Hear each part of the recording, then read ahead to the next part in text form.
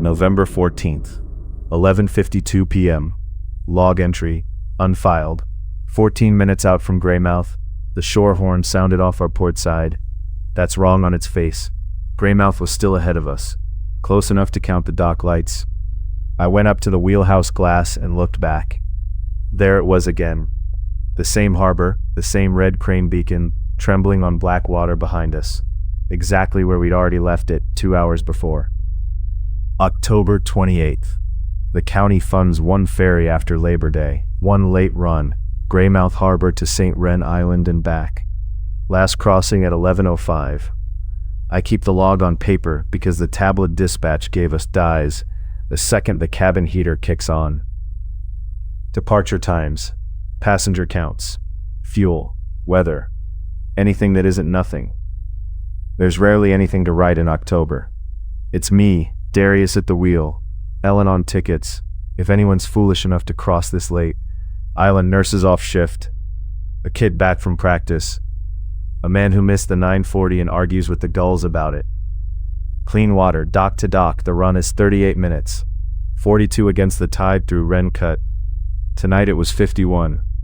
No engine trouble, no traffic. The GPS held 11.8 knots the whole way, exactly right, and still Greymouth stayed small on the water 11 minutes too long. Nobody complained coming off.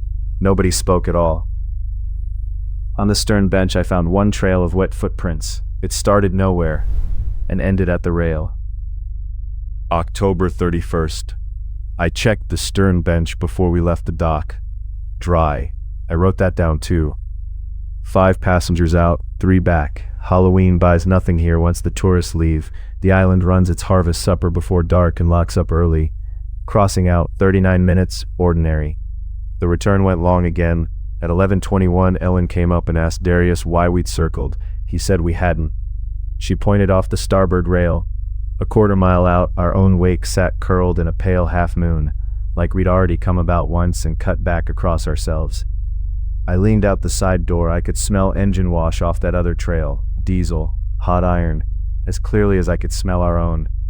Darius throttled down to 8 knots and steered by shoreline instead of instruments. It still took 58 minutes. At the slip, Mr. Vale from the bait shop stayed seated after everyone else stood. His coat sleeve was soaked through with salt water, cold as the harbor. He said, very calm, that he'd felt someone standing behind him the whole way over. November 3rd. I brought my own watch and set it against the fuel dock clock before we cast off. Darius did the same with his phone. Ellen said we looked like men bracing for a ghost story. We were. 8 passengers out, 6 back, 1 Labrador in a blaze orange vest, asleep under its owner's knees. At 11:14 on the return, the dog woke without a sound. It crawled backward on its belly until its hind legs folded under the bench and made a noise I've only heard from animals at the vet.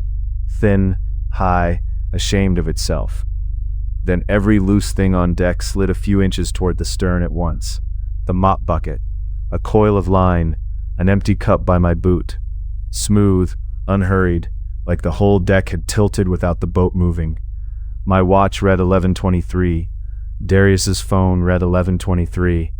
The dash clock read 10:41 and stayed there no matter how many times he hit it with his palm.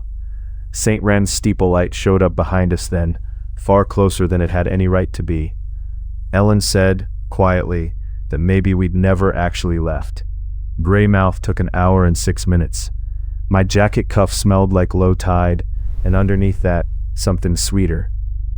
November 8th. I asked the morning captain if a crossing had ever run long on his watch. He said no. Then he asked if this was about the old stories. I asked what stories. He wouldn't answer, just told me not to sound the horn unless we had traffic or a man overboard. That sat with me all day. Fog came in early tonight, a proper November wall of it. Darius wanted to cancel. Dispatch said one medical worker needed the last run, and county policy is county policy. Outbound went 43 minutes, slow but fine. On the return, we heard the horn. One long blast, not ours, and no freighter runs this channel at midnight. It came from ahead, then from port, then from directly under the hull, up through the deck plates into my knees. Darius reached for our own horn pole and stopped an inch short. He looked at me. I understood then that the morning captain had told him something he hadn't told me. What came out of the fog instead was a mooring line, black, dripping weed, no post to run to. It rose alongside the hull and dragged bow to stern along our steel, the way a hand drags across corrugated tin. After it passed, we heard 3 slow knocks from somewhere below the passenger deck. November 11th. Darius finally talked while we were fueling. Years before my time, a maintenance scow worked the channel lights through winter, small crew, night shift, because the lane had to stay lit. One December they radioed that fog had rolled in near Wren Cut. Then nothing. Search boats found the scow the next morning, engine idling, lunch still warm on the hot plate. No crew. County wrote it up as exposure. There were no bodies to argue otherwise. He says some nights the channel doesn't let go when it's supposed to. At 11:32, Ellen called me aft. Water stood ankle deep on the passenger deck, sloshing with the engine's pulse. Too much for spray. In it lay an adjustable wrench, the old shipyard kind, black iron furred with rust. Not ours. Ours are yellow-handled and new. I picked it up with 2 fingers. It was warm. I looked over the rail and saw our reflection in the water below. It was daylight down there. Gray, overcast daylight, and men in dark slickers stood at that ferry's rail, all of them facing down into the water, watching us pass beneath them. One lifted his arm and knocked 3 times on his own deck. November 14th. 11 passengers loaded for the last run. Grocery bags, lunch coolers, the usual island faces. A little girl asleep in a puffy silver coat, head in her mother's lap. Clear crossing out, moon up, no fog at all, which should have told me something. 14 minutes into the return, the shore horn sounded off our port side. A minute later the same horn answered from astern. I went up to the wheelhouse glass. Greymouth sat ahead where it belonged.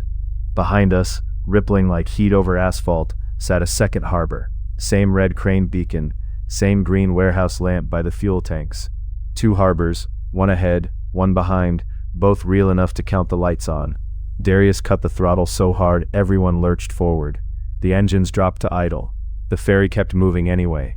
Not drifting, moving, dead straight, wake still hissing white behind us. Ellen started checking passengers because, she said, she needed something to do with her hands. She got to the silver coat and said my name in a voice I hadn't heard from her before.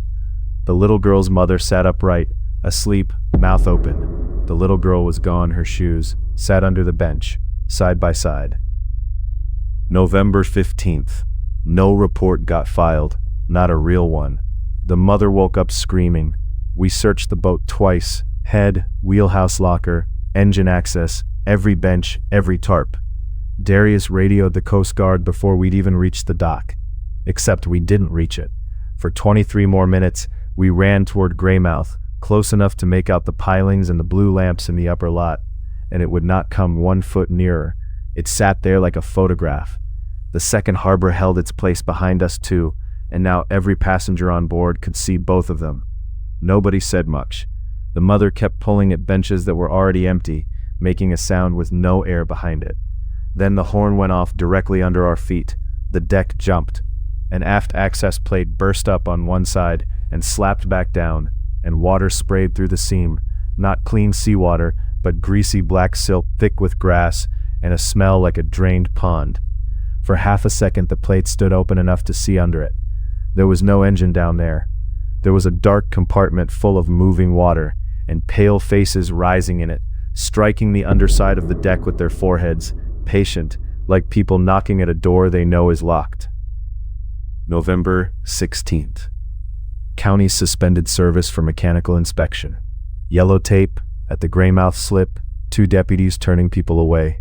I came in early because my logbook was still in the office drawer, and I didn't want anyone else reading it first. The ferry sits alone at berth 2. I walked the passenger deck at 8:10, sun up, gulls working the pilings, coffee going cold in my hand. Ordinary enough that I almost laughed at myself. Then I saw the shoes. Not just the girls. Children's sneakers, work boots, a woman's flat with the heel crushed flat, lined along the stern rail, toes pointed in toward the water, each pair packed with gray silt. I counted 19 pairs before I made myself stop counting. One thing sat apart from the rest, on the aft bench. The black iron wrench, jaws closed around a strip of silver fabric torn from a child's coat. The cloth was still wet. 3 small dents sat in the paint beside it, evenly spaced, tapped there like someone wanted my attention before I looked down. The water under the stern lay flat enough to mirror the sky. Below it, in daylight that wasn't ours, the other ferry sat with its passengers turned up toward me. The little girl raised her hand and knocked, once, from her side of the glass. "Subscribe if you want the next entry, before the county takes this book off me."